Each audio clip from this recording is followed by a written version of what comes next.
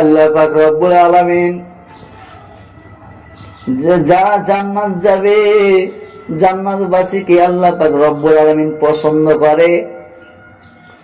আল্লাহ পাক রব্বুল আলামিন জান্নাত ব্যক্তিদেরকে পছন্দ করে।